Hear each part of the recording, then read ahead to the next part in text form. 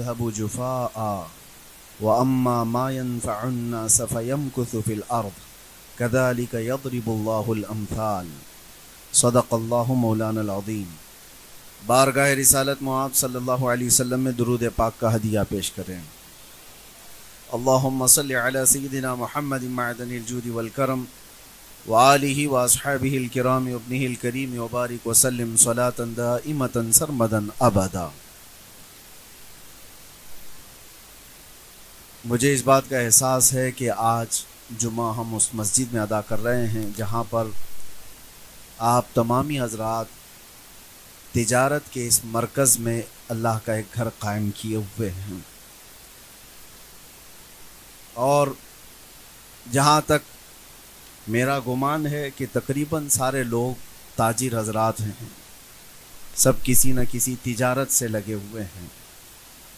تجارت کی منڈی میں زیادہ طور پر تاجروں کا ہی آنا جانا اور انہی کا رہنا ہے، اور آپ نے اس بات کا احساس کیا یا پچھلے بزرگوں نے اس کا خیال ضرور رکھا کہ تجارت ہوتی رہے لیکن اللہ کی یاد سے غافل نہ رہے، اسی لیے یہ مسجد قائم ہوئی، ورنہ بازاروں میں مسجد کہاں ہوتی ہے۔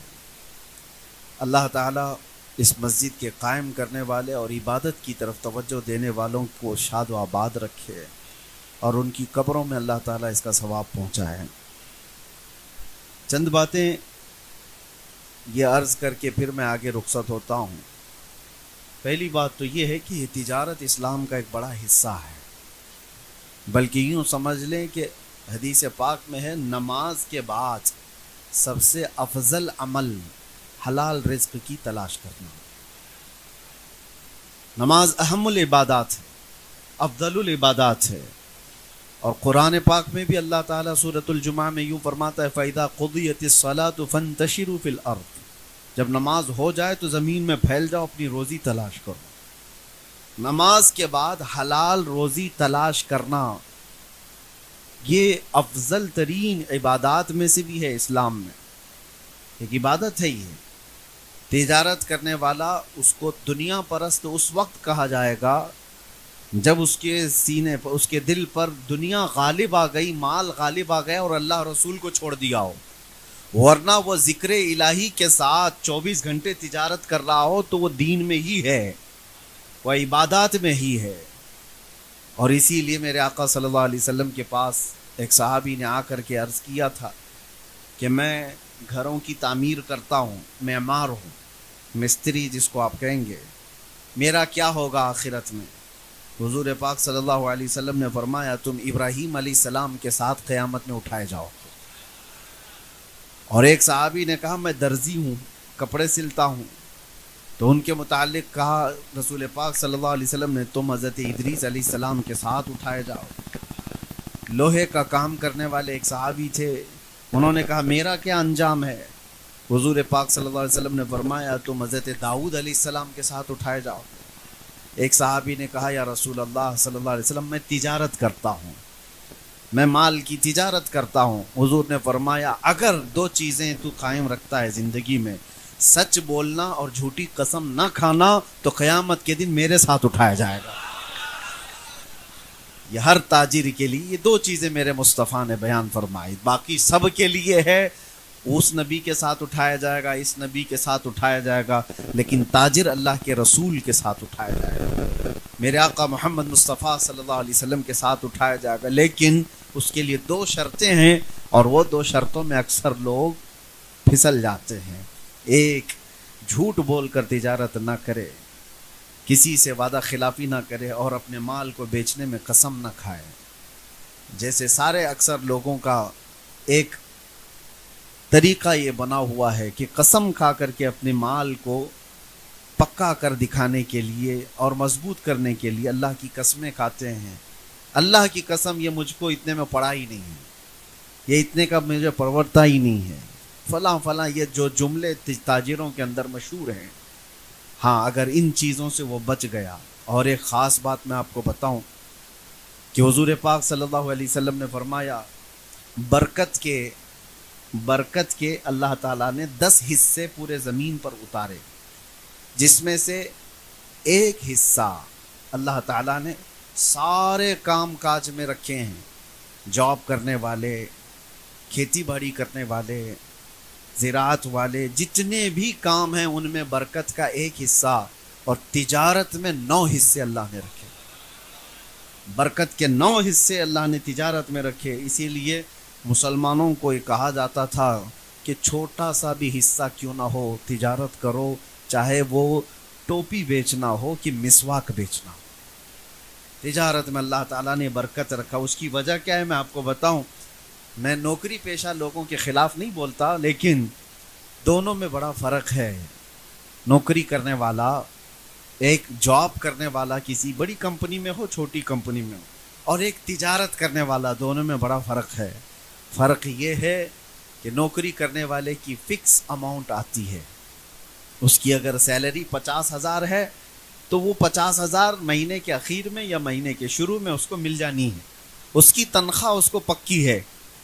تو جاب کرنے والے کی تنخواہ اس کو پکا ملنے والی ہے، اسی لیے وہ زیادہ ٹینشن لیتا ہی نہیں، اس کو کسی کی فکر نہیں، مہینہ ختم ہوتے میری سیلری آ جائے گی۔ گورنمنٹ جتنے بھی جاب کرنے والے لوگ ہیں ان کو اکثر ہم نے دیکھا ہے کہ وہ کمفرٹ زون میں جینے کے عادی ہو گئے ہیں، بالکل آرام سے، ان کو کوئی دوسری چیزیں چاہیے نہیں۔ بھائی میں گورنمنٹ امپلائی ہوں، مہینے کے ختم میں میری 50,000 1,00,000 سیلری آ جاتی، ان کو نہ فاتحہ درود کی ضرورت ہے، نہ گھر میں کچھ اگربتی جلانے کی ضرورت ہے، ٹینشن ہی نہیں ہے، تنخواہ آ رہی ہے۔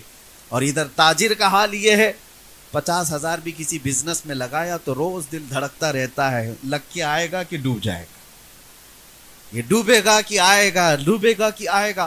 روزانہ یہ دعاؤں میں بھی ہے، علماء کے پاس بھی ہے، فاتحہ درود بھی گھر میں ہے، اور اللہ سے لگا ہوا ہے کہ مولا میرے مال کو نقصان ہونے سے بچا لے۔ تو اس کا تعلق اللہ سے زیادہ بڑھ جاتا ہے، اسی لیے کہا گیا ہے نوکری پیشے والے سے زیادہ تاجر کا توکل اللہ کی ذات پر ہوتا ہے، اللہ کی ذات پر اس کا یقین زیادہ ہو جاتا ہے، ڈوبتا ہے تو بھی فائدے میں آتا ہے تو بھی اللہ کے حوالے وہ کر دیتا ہے۔ اور اکثر آپ نے دیکھا ہوگا اسی لیے بہت ساری جگہوں پر جاب کرنے والے لوگ مسجدیں کم بنائے ہیں، تجارت پیشہ والے لوگ اکثر مسجدیں بھی قائم رکھتے ہیں۔ اللہ تبارک و تعالی سچے ایماندار تاجروں میں آپ سب کا بھی شمار فرمائے، اور ہمیں بھی اللہ تعالیٰ اس میں شامل رکھے۔ میرے آقا صلی اللہ تعالیٰ علیہ وسلم نے تجارت کو فروغ دینے کے لیے خود بھی تجارت فرمائی۔ حضور پاک صلی اللہ تعالیٰ علیہ وسلم صرف 12 سال کی عمر میں تجارت کے سفر پر نکلے تھے، 12 سال کی عمر میں پہلی تجارت کا سفر آپ نے کیا ہے۔ تو اللہ کے نبی صلی اللہ علیہ وسلم نے جس میں قدم رکھا ہے وہ میدان کبھی برکت سے خالی ہو نہیں سکتا۔ آج میں نے ایک آیت آپ کے سامنے تلاوت کی ہے، اللہ تعالیٰ فرماتا ہے فَأَمَّا الزَّبَدُ فَيَذْهَبُ جُفَاءً وَأَمَّا مَا يَنْفَعُ النَّاسَ فَيَمْكُثُ فِي الْأَرْضِ، جو نفع دینے والا ہے لوگوں کو اس کا، اور جو کچرا ہے اس کا۔ قرآن کہتا ہے، یہ 13ویں پارے کی آیت ہے سورۃ الرعد میں، اللہ فرماتا ہے جو جھاگ ہے وہ اڑ کے چلا جائے گا۔ جھاگ سمجھتے ہیں، جھاگ جو سمندر کے اوپر آ جائے، کف جس کو کہیں، فینا کہتے ہیں، کئی جگہ پر الگ الگ باتیں ہیں، جو ہوا میں اڑ جاتا ہے، وائٹ وائٹ تو دکھتا ہے لیکن وہ اڑ جاتا ہے۔ قرآن یہی کہہ رہا ہے کہ یہ جھاگ اڑ جائے گا۔ وَأَمَّا مَا يَنْفَعُ النَّاسَ، اور جو نفع دینے والی چیز ہے، فَيَمْكُثُ فِي الْأَرْضِ، وہ زمین میں ہمیشہ برقرار رہتا ہے، زمین میں قائم رہتا ہے۔ نفع دینے والے بنو، جھاگ نہ بنو۔ جو کسی کام کی ہی زندگی نہیں ہے، ایسی زندگی گزار کے فائدہ بھی کیا ہے؟ اگر دنیا میں آئے ہو تو کوئی ایسا کام کر جاؤ جو امت کو نفع دے، جو انسانیت کو نفع دے۔ ہمارے پاس آج وہ تاریخیں موجود ہیں، اسی لیے میرے آقا صلی اللہ تعالیٰ علیہ وسلم نے حدیث میں کیا فرمایا، من سن سنتا حسنتا فلہ اجرہا واجر من عمل بہا، جس نے کوئی نیا طریقہ ایجاد کیا اچھا، اس کا ایجاد کرنے کا ثواب بھی اسے ملے گا، اور جب تک قیامت تک اس ایجاد کیے ہوئے طریقے پر لوگ عمل کرتے رہیں گے ان سب کا ثواب بھی ایجاد کرنے والے کو ملے گا۔ کسی نے اگر کوئی ایک مسجد تعمیر کی ہے تو مسجد تعمیر کرنے کا ثواب تو ہے، لیکن لاکھوں جو سجدے اس میں ہوتے رہیں گے ان کا ثواب بھی اسے دیا جاتا رہے گا۔ کریٹیویٹی جس کو کہا جائے، ایجادات جس کو کہا جائے، یہ مسلمانوں کا ایک خاص حصہ تھا. آج بانجھ بنا دیا گیا امت کو. آج ہمارے حالات یہ ہو گئے ہیں کہ ان سے کوئی چیز امید ہی نہیں رکھی جا رہی ہے. حالانکہ ماضی قریب تک ہماری ترقیات کا دور اتنا سنہرا تھا، اتنا سنہرا جس کو تاریخ کبھی بھلا نہیں سکتی. میں آج مسلمان نوجوانوں سے اور جتنے بھی اہل ثروت حضرات ہیں ان سے بھی یہ گزارش کروں گا، اللہ نے جس میدان میں آپ کو طاقت دی ہے اس میدان میں کوئی ایسی ترقی کر جاؤ کہ تمہارے آنے کا زمین پر کوئی مطلب رہے، اس زندگی کا کوئی معنی تو رہے، ورنہ یوں آئے اور یوں چلے گئے. اسی لیے شاعر نے کہا ہے موت اس کی جس کا کرے زمانہ افسوس، یوں تو یہاں آئے ہیں سبھی مرنے کے لیے. جس کے جانے کے بعد امت میں ایک خلا واقع ہو جائے، جس کے جانے کے بعد دنیا اس کے غم میں روئے، جس کے جانے کے بعد دنیا کو محسوس ہو کہ کوئی بہت بڑی چیز گئی ہے. ورنہ ہماری زندگی ایسی نہ ہو کہ جنازہ جانے کے بعد لوگ یہ کہیں دھرتی کا بوجھ چلا گیا، زمین کا کچرا ختم ہو گیا. عزیزان گرامی وقار، آپ کی زندگی سے متعلق اور ہماری زندگی سے متعلق ایک بات میں عرض کرتا ہوں. مولانا جلال الدین رومی رحمۃ اللہ تعالی علیہ بیان فرماتے ہیں ایک بہت عظیم چیز ہے، بہت عظیم چیز ہے. خاص طور پر ایک واقعہ انہوں نے بیان کیا ہے. ایک ملک ایسا ہے، ایک ملک ایسا افریقہ کا ملک، شروع میں انہوں نے ایسی بیان کیا کہ جہاں کی حکومت کا طریقہ بالکل الگ ہے. وہ ایک ملک ایسا ہے، ان کی حکومت کا طریقہ ایسا ہے کہ 1 سال ہی بادشاہ رہتا ہے کوئی، اور بادشاہ بنانے کا طریقہ ایسا ہے کہ ملک کے جتنے بھی ذمہ دار حضرات ہیں وہ ملک کی سرحد پر جا کر، باؤنڈری پر جا کر سال کی پہلی تاریخ میں کھڑے ہو جاتے ہیں رات کو، اور صبح جیسے ہوتی ہے جو شخص ملک میں پہلے داخل ہوا وہ ان کا بادشاہ ہے. جو بھی مسافر آیا، کوئی بھی آیا، وہ ان کا بادشاہ ہے. لیکن اس بادشاہ کو پہلے بتا دیتے ہیں کہ آپ ہمارے بادشاہ ہو، آپ کو ہم تخت پر بٹھائیں گے، تاج پہنائیں گے، ساری اختیارات آپ کو دیں گے، لیکن سال گزر جائے گا پورا تو آپ کو اٹھا کر لے جا کر ایک جنگل میں چھوڑ دیں گے. اور وہ جنگل اتنا خطرناک کہ جہاں بھیڑیے ہیں، درندے ہیں، جانور ہیں، پھاڑ کھائیں گے، ختم ہو جائے گا. تو جو اس بات کو منظور کرتا ہے بادشاہ کی کرسی پہ بیٹھتا ہے، اور جو کہتا ہے نہیں مجھے نہیں چاہیے اسے چھوڑ دیا جاتا ہے، دوسرے کا انتظار. ہر سال کا ان کا معمول تھا یہ. جس کو بھی تاریخ میں، پہلی تاریخ میں ملک میں داخل ہوتا دیکھتے اس کو بادشاہ بناتے، لیکن پہلے سے بتا دیتے تھے کہ سال بھر کے بعد ہونا کیا ہے. 1 سال ایسا بھی آیا کہ جب ایک بادشاہ کو وہ جنگل میں چھوڑا ہے، درندے کھا چکے ہوں گے، خوفناک جنگل تھا. نئی تاریخ میں نئے بادشاہ کو چننا تھا. ملک کی سرحد پر آ کر بڑے لوگ کھڑے ہو گئے.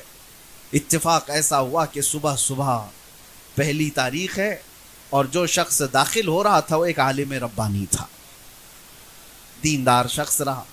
اور آتے ہی انہوں نے نعرہ لگایا کہ آپ ہم کو بادشاہ مل گیا، بادشاہ مل گیا. جانتے پہچانتے نہیں تھے، لیکن پھر بھی کہا. اس عالم نے کہا کہ کس کا بادشاہ، کیوں نعرے لگا رہے ہو؟ انہوں نے کہا ہمارا نیم ہے، ہمارا دستور ہے، سال کی پہلی تاریخ میں جو ہمارے ملک میں پہلا شخص داخل ہوتا ہے وہ ہمارا بادشاہ ہوتا ہے. انہوں نے پوچھا تو پھر کیا کرتے ہو؟ لوگوں نے کہا تاج پہناتے ہیں، جلوس نکالتے ہیں، کرسی پر بٹھاتے ہیں. کہا پھر کیا کرتے ہو؟ کہا ساری فوج آپ کی، سارے وزیر آپ کے، سارا ملک آپ کے اختیار میں. پھر کیا ہوتا ہے؟ کہا سال گزر جاتا ہے تو آخری تاریخ میں آپ کو لے جا کر ہم جنگل میں چھوڑائیں گے، یہی ہمارا نیم ہے. کیا آپ کو منظور ہے؟ اس عالم نے کہا ہاں منظور ہے. بادشاہت قبول کر لیا. ویسے تو انسانوں کی فطرت ہے، کارپوریٹر بھی اگر بننا چاہے تو کون منع کرتا ہے؟ اگر چھوٹا سا عہدہ بھی مل جائے کون منع کون کرتا ہے؟ لیکن اس کو قائم کون رکھتا ہے؟ یہ اپنے کمال کی بات ہے. اس عالم نے کہا منظور ہے. آئے، تاج پہنے، کرسی پر بیٹھے، وزیروں کو بلایا، فوج کو بلایا، دیکھا پہلا دن ہے، سارے نظام قائم ہو گئے. اور آج بادشاہ کا پہلا آرڈر یہ تھا، ملک کو اپنے ہاتھ میں لینے کے بعد پہلا آرڈر یہ ہے کہ مجھے وہ جنگل دکھایا جائے جہاں پر لے جا کر آخر میں چھوڑتے ہیں. بادشاہ کا آرڈر تھا تو سب لے کر کے چلے. جلوس گیا اور جنگل دیکھا تو اتنا خوفناک, وہاں پر کھوپڑیاں ہڈیاں پرانے لوگوں کی پڑی ہوئی جن کو درندے کھا چکے ہیں, کانٹے دار درخت, خوفناک آوازوں سے بھرا ہوا جنگل. بادشاہ پہلے ہی دن دیکھ کر کے واپس آ گیا. کہا پھر فوج کے آدھے حصے کو کہا یہ جو جنگل کا خوفناک حصہ ہے اس میں جتنے کانٹے کے جھاڑیاں ہیں سب نکالے جائیں, کھوپڑیاں ہٹائی جائیں اور اس کو پورے طور پر صاف کیا جائے. مہینے بھر تو جنگل صاف ہوتا رہا. دوسرا مہینہ آیا تو بادشاہ نے حکم دیا کہ وہاں ایک شاندار محل بنایا جائے. پھر ایک مہینے بھر وہاں پر محل کی تعمیر ہوتی رہی. تیسرے مہینے بادشاہ نے کہا ایک ہاؤس تعمیر کیا جائے. چوتھے مہینے کہا یہاں ایک باغیچہ بنایا جائے. 6 مہینے تک تو وہ محل ہی بناتا رہا. اس جنگل کے اندر جتنے تھے سب کو بدل کر کے اس نے ایک بہت خوبصورت قلعہ بنا دیا. پھر اس کے بعد کہا میرے دربار سے لے کر اس جنگل جانے تک کے راستے کو پورا خوبصورت بنا دیا جائے. 4 مہینے اسی میں لگ گئے, پورا خوبصورت بنا دیا. اور اس کے بعد دیکھو تو نہ وہ جنگل ہے نہ وہاں کوئی خوفناک جھاڑیاں, پھولوں سے سجا ہوا ایک باغیچہ جس میں نہر بہ رہی ہے. خوبصورت ترین حصہ اس نے بنا دیا. اور ابھی سال کو ختم ہونے میں دن باقی تھے. اب گن رہا ہے کب ختم ہوگا کہ یہ لوگ لے جا کے چھوڑیں. جب سال ختم ہو ایک ایک دن گنتا ہوا گزار رہا ہے, گننے میں دن گزر نہیں رہے. بہرحال جیسے دن ختم ہوئے جلدی سے بادشاہ نے سب کو بلایا, میرا سال ختم ہو گیا, مجھے لے جاؤ, جہاں چھوڑتے تھے وہاں چھوڑاؤ. سارے لوگ آئے اور آ کر کے انہوں نے کہا بادشاہ سلامت, آج سے ہمارا نیم بدل گیا ہے, ہمارا قانون بدل گیا ہے. کہا کیا ہوا کیا؟ کہا نہیں, 1 سال کے بعد جو ہم جنگل میں چھوڑ آتے تھے سب نے یہ طے کر لیا کہ اب ہمیشہ کے بادشاہ آپ ہی ہو, اب آپ ہی ہو. کہا ایسا کیوں بدل لیا, ایسا کیوں تم نے قانون بدل لیا؟ کہا اب تک ہم نے دیکھا جو بھی بادشاہ تھا وہ بیوقوف تھا, صرف اپنے مزے میں جیتا تھا. یہ پہلا بادشاہ ہم نے دیکھا جو بعد میں جانے والی منزل کی تیاری ابھی سے کر رہا تھا. عقل مند جو بادشاہ ہے ہم نے دیکھ لیا, جو آخرت کی تیاری کر رہا ہے وہی حقیقت میں ہمارا بادشاہ ہے. مولانا جلال الدین رومی یہ واقعہ بیان کر کے کہتے ہیں اے پڑھنے والے, یہ کوئی ملک کا قانون نہیں ہے, یہ پوری دنیا کا قانون ہے. دنیا میں جب تم آتے ہو تو ہر کوئی تمہیں بادشاہ بنا دیتا ہے. جب تم پیدا ہو کر کے اس دنیا میں آئے تھے تمہیں اٹھانے والے, تمہاری تعریف کرنے والے, تمہارے آس پاس گھومنے والے سب موجود ہیں. لیکن زندگی کے ختم ہوتے ہی تمہیں جس قبرستان میں چھوڑ آیا جاتا ہے وہ وہی ہڈیوں اور کھوپڑیوں والی جگہ ہے جہاں تمہیں چھوڑ دیا جاتا ہے. لیکن اگر تم یہاں رہتے ہوئے جہاں جانا ہے اس کو پہلے سے تیار کر لیا تو یہ تمہیں چھوڑ تو دیں گے لیکن 800 سال گزر جانے کے بعد بھی غریب نواز کی جیسا تمہاری بارگاہ میں بھی خدمت انجام دیتے رہے. 800 سال گزر گئے سلطان الاولیاء غریب نواز کو, ان کی بادشاہت ختم نہیں ہوئی, اس لیے کہ وہ ہمیشہ کا بادشاہ بنا لیا گیا. زندگی میں رہ کر کے انہوں نے آخرت کی تیاریاں کی ہیں. یہی میں کہنا چاہتا ہوں میرے عزیزو, نفع دینے والے اور اس دنیا میں آ کر کے جینے کا کوئی مقصد بنانے والے وہی اس زمین پر قائم رہتے ہیں. باقی سارے کچرے, قبرستان میں جاؤ تو تختیاں بھی بجھ گئی ہوں گی, قبروں کے پتہ بھی نہیں حالات, کون گیا کتنے سال پرانا ہے. لیکن کچھ قبریں ایسی ہیں جو صرف دفن نہیں ہوئی ہیں, ہمارے سینوں پر حکومت کر رہی ہیں. وہ قبریں ہیں. ایک انگریز مورخ آیا تھا ہندوستان, اس سے واپس جانے کے بعد پوچھا گیا ہندوستان کا سب سے بڑا عجوبہ کیا دیکھا؟ اس نے کہا تاج محل تو 7 عجوبوں میں گنا جاتا ہے لیکن تاج محل سے زیادہ عجوبے کی بات میں نے اجمیر میں دیکھا. اس لیے کہ ایک قبر ہے اور لاکھوں مسلمانوں پر حکومت کر رہی ہے. میرے عزیزو, یہ وہ لوگ ہیں جو دنیا میں رہ کر کے نفع پہنچاتے رہے اور ان کی زندگیاں ختم نہیں ہوتی, ان کی زندگیاں اللہ تبارک و تعالیٰ قائم رکھتا ہے. آج مجھے افسوس ہوتا ہے ان نوجوانوں کی زندگیوں کو دیکھ کر کہ جن کی زندگیاں 40 کو پہنچ گئیں, آج تک وہ اپنے بچوں کے لیے کچھ نہیں کر سکے, وہ اپنے آس پاس کچھ نہیں کر سکے, تو زندگی جینے کا مقصد کیا رہا؟ اس دنیا میں آنے کا تم نے کس کو نفع پہنچایا؟ یہ ایک فکر کے ساتھ جیتا رہے. میرے آقا صلی اللہ علیہ وسلم کی حدیث ہے, میں آپ کو سناؤں. من لم یہتم بامرنا فلیس منا. حضور فرماتے ہیں جو میری امت کے نفع کے بارے میں نہیں سوچا وہ میری امت میں سے نہیں ہے.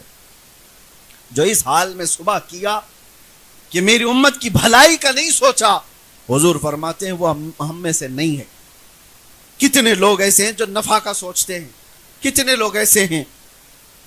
آج میرے پاس ایک کتاب تھی, ماذا قدم المسلمون للعالم, کافی بڑی کتاب, اور اس میں اتنے ذخیرے لکھے ہوئے تھے, پڑھ کر کے حیرت ہوتی ہے. ہر مسلمان نوجوان کو پڑھنا چاہیے. ٹاپک یہ ہے کہ مسلمانوں نے دنیا کو کیا دیا. ایک بہت بڑا ٹاپک ہے. ہمارے پرکھوں نے, ہمارے علماء نے, ہمارے دانشوروں نے اس دنیا کی ترقیات میں کیا حصہ لیا. اکثر کو تو آج پتہ بھی نہیں ہے, کیونکہ پروپیگنڈا ایسا پھیلا ہوا ہے کہ تم کسی کام کے نہیں ہو, اسی لیے یہ جانتے بھی نہیں. ہر ترقی میں مسلم دانشوروں کا حصہ ہے. دنیا کو آج جس حالت میں آپ دیکھ رہے ہیں, تھوڑا سا اگر مطالعہ کرتے ہیں آپ کو پتا ہے پورا انٹرنیٹ آج جو چلتا ہے, جتنے بھی اس میں ویب سائٹ ہوں, جتنے بھی سوشل میڈیا سائٹس ہوں, سب کے پاس ایک چیز کا استعمال ہے, الگورزم. الگورزم کا استعمال ہر جگہ ہے. اور آپ کو پتا ہے الگورزم کا ایجاد کرنے والا کون تھا؟ محمد بن موسیٰ الخوارزمی. آج سے تقریباً 800 سال پہلے جنہوں نے ایجاد کیا, محمد بن موسیٰ الخوارزمی. خوارزمی سے ہی الگورزم بنایا گیا ہے, صرف ان کا ایجاد کیا. پوری دنیا اس پر آج ڈیپینڈ ہے. کسی بھی سائٹس میں الگورزم کا استعمال نہ ہو ایسا ہوگا نہیں. میرے عزیزو, پوری دنیا کو جنہوں نے اپنی ایجاد کا محتاج بنایا وہ ایک عالم دین تھے. اور اتنا ہی نہیں, الجبرا کو کون سا نوجوان نہیں جانتا جو کالج پڑھتا ہے؟ محمد بن موسیٰ خوارزمی کا ہی ایجاد کیا ہوا الجبرا تھا. نائٹروٹ, سلفر ایسڈ, اور آج جو ایتھنل اور کئی ایسے کیمیکل کا جو استعمال ہے پوری دنیا میں, کیمیکلز کے بغیر آج دنیا ادھوری. تمہارے صابن, پیسٹ, دوائیوں سے لے کر ہر چیز, حتیٰ کہ پرفیومز میں جو استعمال کیا جاتا ہے. ہم اس کا مطالعہ کر رہے تھے تو پتہ چلا کہ یہ تو ایسڈ کا اور کیمیکل کا ایجاد کرنے والا دنیا میں سب سے پہلے وہ جابر بن حیان تھے, سب سے پہلے شخص ہیں. اور آپٹکس کا سب سے پہلے دنیا میں وجود کسی نے دیا, یعنی دیکھنے کی طاقت. اور کیمرے کا ایجاد, کیمرہ آج پوری دنیا کی ضرورت ہے. پوری دنیا, پہلے تو ایسا تھا کہ کیمرے نہیں تھے تو لوگ ہر چیز کرتے. آج کون سا خطہ باقی ہے جو کیمرے کی زد میں نہیں ہے؟ ہر جگہ تم کیمرے کے اندر ہو. اس کیمرے کا ایجاد کرنے والا کون تھا؟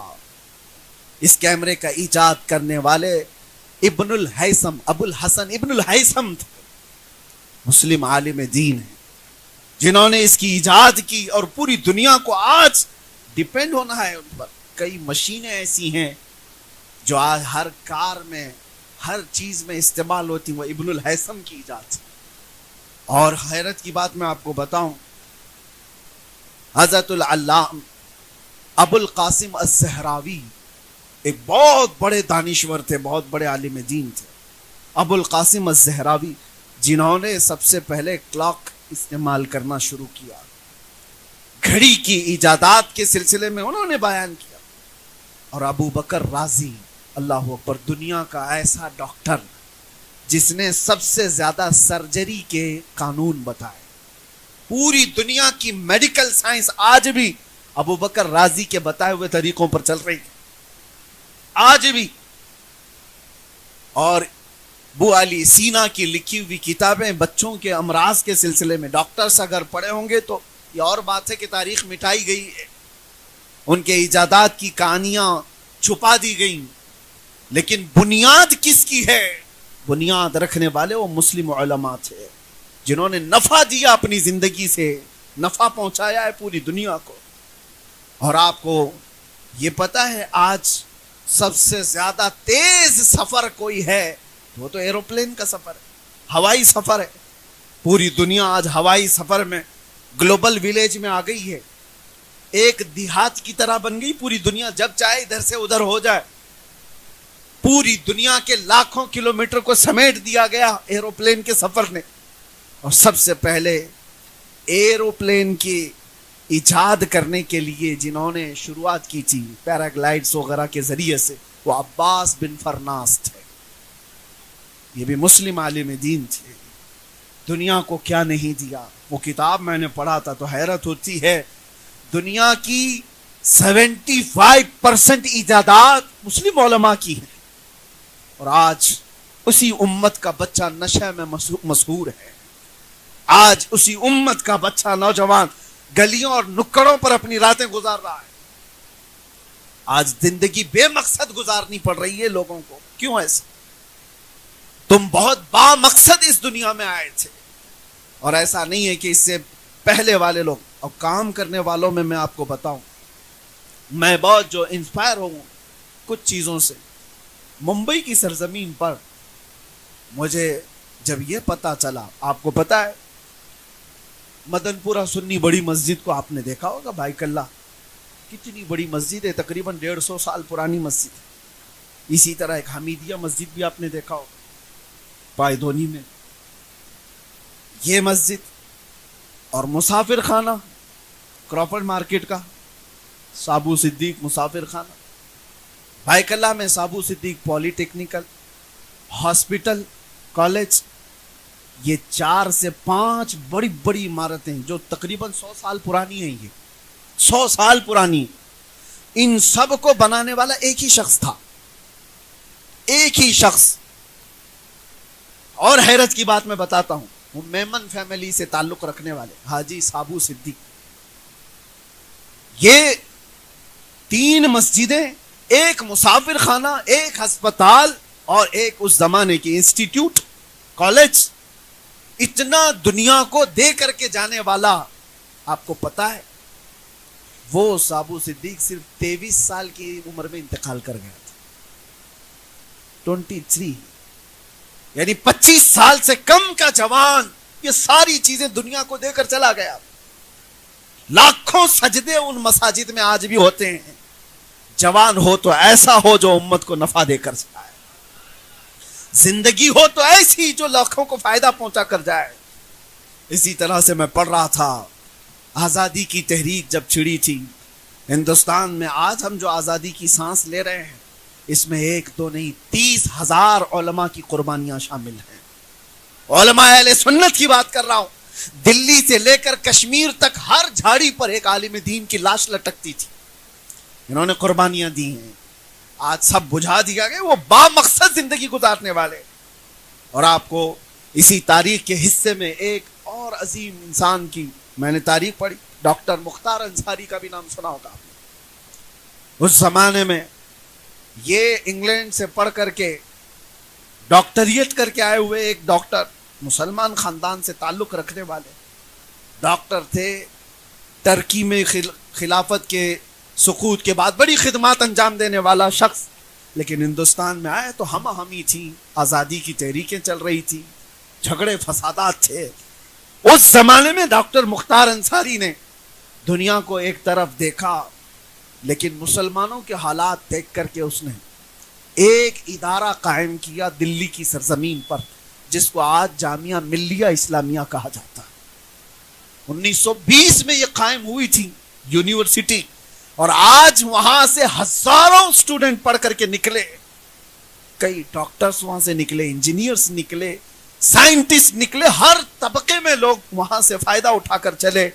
ایک شخص کی سوچ ہے جو ہزاروں کو علم سے آشنا کرا، ایک شخص نے، اور اس ہمہ ہمی میں ساری چیزیں چھوڑ کر ایجاد تو کیا۔ اس طرح سے وہ لوگ تھے جو امت کو نفع دے کر کے گئے۔ قوم کو نفع دیا بلکہ ملک کی ترقی میں حصہ لیا. کیا آج یہ جو پروپیگنڈا ہے اس کے خلاف کوئی جواب ہے ہمارے پاس کہ مسلمانوں کا کوئی حصہ نہیں ہے؟ حصہ کیسے نہیں ہے؟ حصہ اتنا بڑا ہے کہ آج ہمارا دیش پاورفل ہے اور اگنی میزائل رکھتا ہے تو وہ بھی اے پی جے عبد الکلام کی وجہ سے ہے. تاریخ کا یہ بھی ایک حصہ ہے. ہندوستان پاورفل ہے, نیوکلیئر پاور رکھتا ہے, تو اس کا بھی صحرا ایک ڈاکٹر عبد الکلام کے سر جاتا ہے. یہ دنیا کو پتہ ہے. کہاں کہاں سے وہ پلہ جھاڑتے رہیں گے. آزادی گیٹ پر 1 لاکھ سے زیادہ مسلمان شہیدوں کے نام لکھے ہوئے ہیں. 1 لاکھ سے زیادہ. یہ با مقصد زندگی جینے والے لوگ تھے.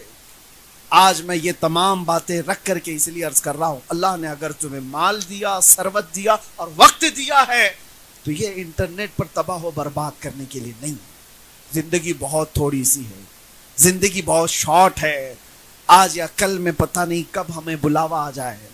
مسجدوں سے روز اعلان سنتے ہیں فلاں بن فلاں کا انتقال ہو گیا, جنازے کی تیاری کی جائے. ایک دن ہمارا بھی میسج گھوم جائے گا کہ فلاں صاحب چلے گئے دنیا سے.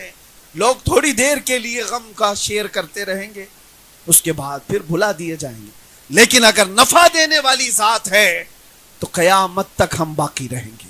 آج میرے عزیزوں, قیامت تک جن اشخاص باقی رہنے والے ان کی مختصر تاریخیں میں نے آپ کے سامنے رکھی. اللہ نے جو کچھ بھی تمہیں دیا ہے اس کا استعمال امت کو نفع دینے کے لیے کرو. حضرت جنید بغدادی رحمۃ اللہ تعالی علیہ کے ساتھ ان کے مرید چل رہے تھے. دریا میں ایک بچھو ڈوب رہا تھا. توجہ سے سنیں, ایک بچھو ڈوب رہا تھا پانی میں. تو حضرت جنید بغدادی نے ہاتھ ڈال کر اس بچھو کو باہر نکالا. بچھو کو باہر جیسے ہی نکالا, بچھو ڈنک مار دیا. آپ نے ہاتھ جھٹک دیا. دوبارہ پھر وہ پانی میں ڈوب رہا تھا. بچھو پانی کا نہیں تھا, تیر نہیں سکتا تھا, مر جاتا. آپ نے دوبارہ اس کو پانی میں سے باہر نکالا, پھر ڈنک مار دیا. اور بچھو کا مارنا آسان نہیں ہوتا, زہر چڑھتا ہے. تیسری مرتبہ آپ نے ہاتھ ڈالا اور تیزی سے اٹھا کر باہر پھینک دیا. آپ کے مرید نے کہا حضور وہ اتنے ڈنک مار رہا ہے اور آپ اس کو نکال رہے, پانی سے نکال رہے.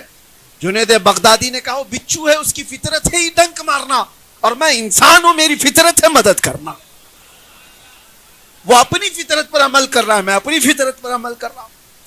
لیکن دنیا بدل گئی. کتنے تو انسانی بچھو بنے, کتنے تو اب ڈنک مارنے کا کام انہوں نے خود لے لیا ہے. ڈنک ان کو مارنا ہے. ہمیں تو نفع دینے کے لیے بھیجا گیا تھا. مصطفیٰ کریم صلی اللہ تعالی علیہ وسلم کی امت وہ ہے کہ جو نفع دینے کے لیے دنیا میں آئی. فَأَمَّا الزَّبَدُ فَيَذْهَبُ جُفَاءً وَأَمَّا مَا يَنفَعُ النَّاسَ فَيَمْكُثُ فِي الْأَرْضِ. جو جھاگ ہے وہ اڑ کر چلا جائے گا. اور رہی بات پروپیگنڈوں کی, 1000 دنیا کچھ بھی پروپیگنڈا بنائے, لیکن اگر تمہاری شخصیت نفع بخش ہے تو ایک دن انہیں جھک کر سلام کرنے پر مجبور ہونا ہوگا. ایک دن تو ماننا ہی پڑے گا. کتنے ایسے لوگ ہیں, آپ کو پتا ہے جب فتح مکہ ہوا تھا تو حضور نے اعلان کیا تھا کہ جو ابو سفیان کے گھر میں آئے وہ امن میں ہے, جو کعبے کے پاس آ جائے وہ امن میں ہے, جو عبد المطلب کے گھر میں جائے وہ امن میں ہے. صحابہ نے عرض کیا حضور سب نہیں آ پا رہے ان جگہوں پر, کچھ اور اعلان کر دیں. حضور نے ایک اعلان اور خاص کیا تھا, جانتے ہو, تاریخ کا حصہ ہے. فرمایا ایک راستے میں جھنڈا لگا دو, اور اس جھنڈے کا نام کیا تھا؟ بلال حبشی کا جھنڈا. کہا جو اس جھنڈے کے نیچے آ جائے گا وہ امان میں ہے. وجہ کیا تھی؟ لوگ وہاں پہنچ رہے تھے, جو جھنڈے کے قریب گئے ان کی جان کو امان. ارے وہ جھنڈا تو ابو بکر صدیق کے نام کا بھی ہوتا, عمر فاروق کا, عثمان غنی کا, حیدر کرار کے نام کا بھی ہوتا, رضوان اللہ علیہ مجمعین. بلال حبشی کے نام کا جھنڈا. تاریخ کو یہ بتانا تھا جس کو تم ذلیل ترین خادم سمجھتے تھے, آج اپنی جان بچانے کے لیے اس کے جھنڈے کے نیچے آنا ہے. دنیا تمہیں مانے گی, ایک دن مانے گی. نفع پہنچانے والے اور استقامت والے کو دنیا تسلیم کرے گی مجبور ہو کر. اور آج ہمیں کام کچھ کر کے جانا ہے, نفع دے کر کے جانا ہے. اب بس میں بات کو ختم کرتے ہوئے ایک اور آپ کے سامنے مثال دے دیتا ہوں. اکثر ایسا ہوتا ہے, اکثر ہماری زندگیوں میں چیزیں پیش آتی ہیں. ابراہیم بن ادھم رضی اللہ تعالیٰ عنہ کسی راستے سے گزر رہے تھے. انہوں نے دیکھا ایک جنگل میں لومڑی ہے جس کے ہاتھ پیر کٹے ہوئے ہیں لیکن صحت مند ہے. چاروں پیر نہیں ہے, پڑی ہوئی ہے, صحت مند ہے. کہا اگر چار پیر نہیں ہے تو چلتی کیسے, کھاتی کیسے, اور یہ صحت کیسی ہے اس کی, موٹی تازی کیسی ہے. تو غور سے دیکھنے لگے. دیکھا تو ایک کوا آتا ہے منہ میں روٹی لے کر اور اس لومڑی کو کھلاتا ہے اور چلا جاتا ہے. ہر گھنٹے پر کوا آتا ہے, کچھ نہ کچھ چیزیں لاتا ہے, لومڑی کو کھلاتا ہے اور چلا جاتا ہے, اور لومڑی پڑی ہوئی ہے اور مست ہے. کہا اس کی اور اس کی برادری کا کوئی تعلق ہی نہیں. لومڑی الگ قسم ہے, کوا الگ قسم ہے, لیکن یہ اللہ کا نظام دیکھو, یہ خالق کا نظام ہے, مجبور کو کھلا رہا ہے. ابراہیم بن ادھم نے دیکھا میرا رب جب معذور لومڑی کو کھلاتا ہے تو میں اشرف المخلوقات ہوں, مجھے کیوں نہیں کھلائے گا. آپ نے دنیا سے کنارہ کشی اختیار کر لی, سب کو چھوڑ دیا اور اپنے ہاتھوں کو اور پیروں کو زنجیر میں باندھ کر خود بھی پڑے رہے. میں انسان ہوں, میرا رب مجھے کھلائے گا. اور اس کے بعد دن بھر پڑے رہے, کوئی کوا نہیں آیا. دوسرا دن بھی گزر گیا, کوئی نہیں آیا کھلانے کے. بھوک اور پیاس کی شدت بڑھتی گئی. تیسرا دن آیا, کچھ نہیں ملا. حضرت شفیق بلخی اس زمانے کے بزرگ ہیں, انہوں نے لوگوں سے پوچھا ابراہیم کا کیا حال ہے, کہاں ہے. لوگوں نے کہا سنا ہے حضور انہوں نے اپنے ہاتھوں پیروں کو زنجیروں سے باندھ کر دنیا سے کنارہ کشی اختیار کر لی. کہا اچھا, تو وہ آئے. شفیق بلخی نے دیکھا, کہا اس حالت میں پڑے کہ پیٹ پیٹ سے لگا ہوا ہے, کمزوری آ گئی. پوچھا ابراہیم کیا حال ہے تمہارا. کہا میں نے چند دن پہلے یہاں پر ایک لومڑی کو دیکھا جو معذور ہے پیروں سے ہاتھوں سے اور چل پھر نہیں سکتی, لیکن ایک کوا آتا ہے برابر وقت پہ اسے کھلاتا ہے اور چلا جاتا ہے. تو شفیق بلخی نے پوچھا تو پھر کیا سوچا تم نے. کہا جب رب تعالی معذور لومڑی کو کھلا سکتا ہے تو میں اشرف المخلوقات, مجھے کیوں نہیں کھلائے گا. اس لیے میں نے بھی زنجیریں باندھ لی اور پڑا رہا. حضرت شفیق بلخی نے دو جواب دی ابراہیم بن ادھم. پہلا جواب تو یہ تھا کہ ابراہیم تم نے دیکھا, لیکن کیا تم یہ حیثیت رکھتے ہو کہ خدا کا امتحان لو کہ وہ کھلاتا ہے کہ نہیں کھلاتا ہے. تو امتحان لینا چاہ رہا ہے اپنے رب کا, تو بندہ ہے اور خالق ہے. دوسری چیز آپ نے فرمایا ابراہیم تم نے تصویر کا ایک ہی رخ دیکھا, تصویر کا ایک سکے کا ایک رخ دیکھا. معذور لومڑی کو تو دیکھا, کھلانے والے کوے کو کیوں نہیں دیکھا. تو لومڑی بننے سے بہتر تھا کہ اللہ نے طاقت دی ہے کھلانے والا کوا بن جاتا جو معذوروں کو کھلا رہا ہے. رب کے نظام میں یہ دونوں بھی تو ہیں. معذور تو بننے کی کوشش کیا تھا نہیں, اللہ نے تجھے طاقت دی ہے تو نفع پہنچانے والا بن جائے. آج اگر آپ کے پاس زندگی سلامت ہے تو ایسا کام کرو جو دوسرے کو نفع ملے, ورنہ زندگی بے سود ہے, زندگی ختم ہے. میرے عزیزو آج ہزاروں محتاج تمہاری طرف انتظار میں لگے ہوئے ہیں. کتنے ایسے لوگ ہیں جن کو ہماری ضرورت ہے اور آپ کی ضرورت ہے. بہت لوگ ایسے ہیں, نوجوانوں سے میں کہتا ہوں پوری راتیں جو تمہاری برباد ہوتی ہیں, تمہارے آس پاس بہت ساری دنیا تمہارے نفع کے انتظار میں ہے. تمہاری بہنیں, تمہاری مائیں, تمہارے بچے. مجھے آج بھی وہ بات یاد ہے, ایک جنازے میں تھا میں, 6 سال کی بچی جس کا انتقال ہوا ہے, اس کی بچی 6 سال کی, اور مرا ہوا آدمی کینسر میں انتقال ہوا تھا, موت کینسر تھا. وہ بچی نے مجھ سے کہا تھا ابا ہمارے انتقال کر گئے, گٹکا بہت کھاتے تھے اور منہ کا کینسر ہو گیا تھا اور اس میں انتقال کر کے چلے گئے, لیکن حضرت ہم کو بتائیں ہمارا کیا قصور تھا اس میں, ہمارا کیا قصور تھا. اس کا کوئی جواب ہمارے پاس نہیں. ان بچوں کا قصور کیا ہے جو ان کو تنہا یتیم کر کے چھوڑ چلا گیا. اس کی بیوہ کا کیا ہوگا, وہ کس کے گھر پر محتاجی کی زندگی گزارے گی. تمہاری زندگیاں دوسروں سے جڑی ہوئی, تمہارا جینا صرف تمہارے لیے نہیں ہے. اللہ تعالیٰ نے ایسا نظام رکھا ہے کہ ہمارا جینا, ہم خود چاہتے تو کچھ بھی فیصلہ لے لیتے. کیا ہمیں خودکشی کرنے کی اجازت ہے؟ کیوں نہیں ہے؟ کیونکہ ہم اپنی جان کے مالک ہی نہیں ہیں. ہم اپنی جان کے مالک ہوتے تو خودکشی کر کے چلے جاتے، لیکن ہم اپنی جان کے مالک نہیں. ہزاروں ہم سے زندگیاں جڑی ہوئی ہیں، اور آپ کی زندگیاں اس سے زیادہ اہم ہیں. تمہاری زندگی تو رسول اللہ سے جڑی ہوئی، ان کے نام سے جڑی ہوئی ہے. امت کے ساتھ تمہارا تعلق ایسا ہے کہ تمہارا ہر عمل دنیا دیکھ رہی ہے، کوٹ کر رہی ہے. اٹھو وہ گر نہ حشر نہ ہوگا پھر کبھی، دوڑو کے زمانہ چال اپنی چل گیا. ہزاروں لاکھوں نوجوانوں میں اب کوئی سائنسدان کیوں نہیں اٹھتا؟ اب کوئی ایجادات کی دنیا میں کوئی کیوں نہیں آتا؟ ملک کی ترقی، معاشرے کی ترقی. حالات تو یہ ہے کہ ہمارے محلوں میں کوئی گھر لینا پسند نہیں کرتا. جو مسلم محلے ہیں ہر جگہ کے حالات ایسے کہ ہم نے کوڑا کرکٹ اور اس کو گندگیوں سے ایسا تباہ کر کے رکھا کہ لوگ ناک پکڑ کر کے گزرنا چاہتے ہیں. یہ تو ہماری زندگی نہیں تھی، بلکہ ایک دور وہ تھا، اٹلی، ڈنمارک، ناروے، یہ یورپ کی کنٹریز کا نام میں بتا رہا ہوں آپ کو. وہاں کے بادشاہ اپنے بچوں کو پڑھنے کے لیے اندلس کے علماء اسلام کے پاس بھیجا کرتے تھے. اور جب کبھی کوئی عالم دین سے پڑھ کر کے یورپ کا بچہ آتا تھا، اسے دیکھنے کے لیے بھیڑ جمع ہوتی تھی کہ مسلم علماء سے پڑھ کر کے آیا ہوا بادشاہ کا بیٹا ہے.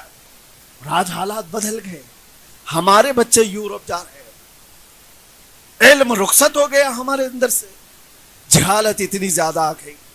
مجھے درد اس بات کا ہوتا ہے کہ دنیا کے کتنے خطوں میں میں نے دیکھا ہے، شہر کا جو علاقہ مسلم ڈومینیٹ کہلاتا ہے، بہت سارے شہر ہیں ہندوستان میں جہاں مسلم میجورٹی، مسلمان محلے کثرت سے ہیں.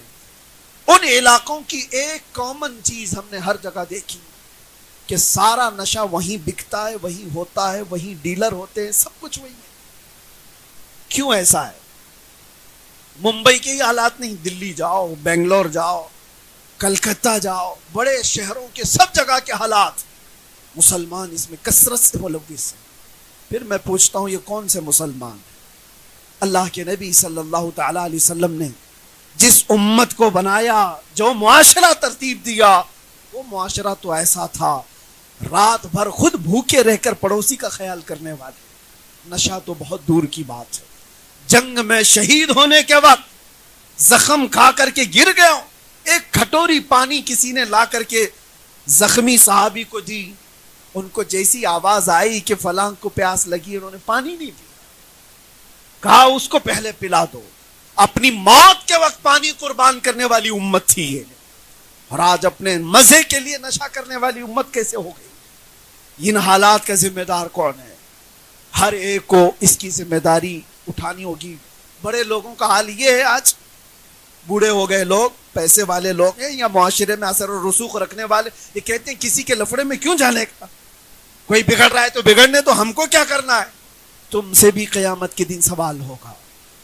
جبرائیل امین علیہ السلام فرماتے ہیں حضور سے، ایک بار اللہ کا ایسا غضب ہوا تھا ایک بستی پر کہ پوری بستی تباہ کرنے کا حکم ہوا کہ پوری بستی کو تباہ کر دو، لیکن اس میں ایک نیک بندہ تھا جو کبھی گناہ نہیں کیا تھا. میں نے رب سے عرض کیا کہ مولا اس کا کیا کرنا ہے، اس کو نکالے. اللہ نے فرمایا اس کو بھی تباہ کرو. وہ نیک تھا، گنہگاروں کی بستی میں رہ رہا تھا، اس کو کیوں تباہ کریں؟ رب تعالیٰ نے فرمایا وہ برائیاں دیکھتا ہے اور کسی کو روکتا نہیں.